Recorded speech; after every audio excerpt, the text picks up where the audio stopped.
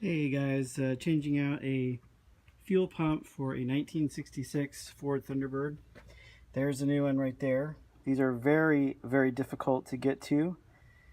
I tried going up from the bottom, jacking up the car, and it's literally almost impossible to see it. So I ended up taking out, with just 4 bolts, took out this fan. Right there you can see where the bolts are, and then this pulley. Just pops right out. And also took out this, undid this pulley right here, which is connected to the power steering pump. And that just dropped. I was careful not to mess with any of the hydraulic lines for the power steering pump. But for the first time, I can actually see the fuel pump, the old one, and see the bolt. There's 2 bolts that need to come out. You can see one of them right there, and then the other one's on the other side. And then there's 2 gas lines, one going into the pump from the back and one going up with this line right here going up to the carburetor. So we'll see how that goes. Okay, so one thing that really helped was to take this bungee and pull the power steering up as far as it'll go, and now I can really see the fuel pump. Right, now I can see the second bolt on the other side is the hardest one to get to. I got the other one off, you can see that one's off, and then the other one is right there.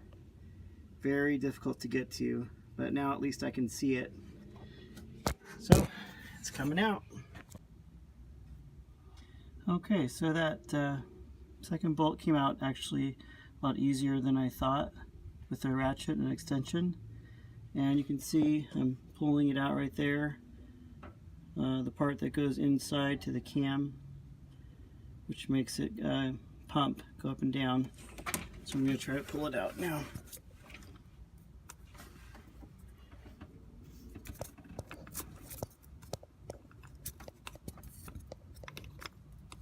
There we go.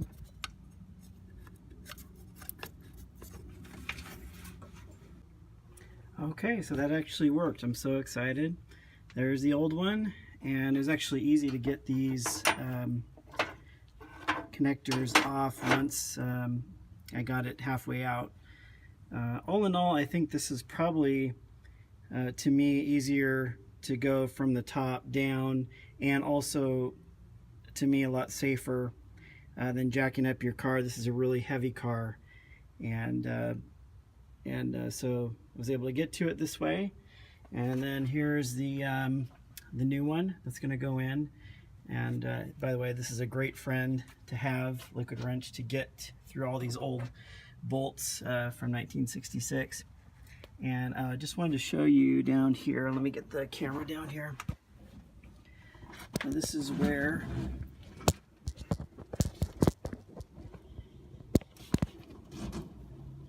the new one is going, and if you look real deep down in there, you'll see the cam.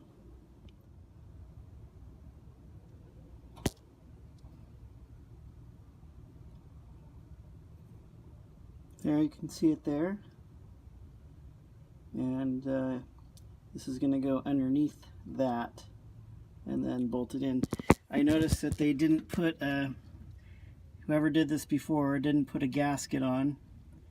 I'm not sure exactly why, but that's probably why there's so much oil around everywhere.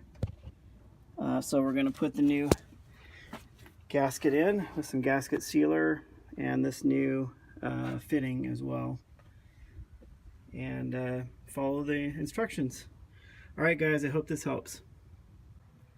I picked it up for $1,500. And everything's there. It ran about a year ago, they said. So I'm going through all the checks to give it a good start. So, all right.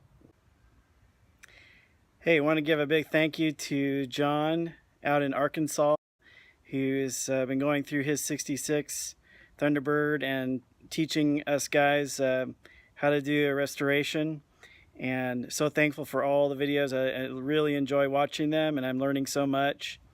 And just want to give you a shot, John, of the T-Bird here so you can see it. So there it is. It is black right now. It was originally a sapphire blue, which I'd like to bring it back to that original. Came with most all the trim parts here that I'll be putting back together once, I guess probably once it's painted. So interior is in fairly good shape. I think it'll look really nice when we get the sapphire blue with this white interior. Needs a new headliner and stuff like that. Comes with air conditioning and everything. Body's fairly straight and no body damage, so that's good. Has a 428 big block.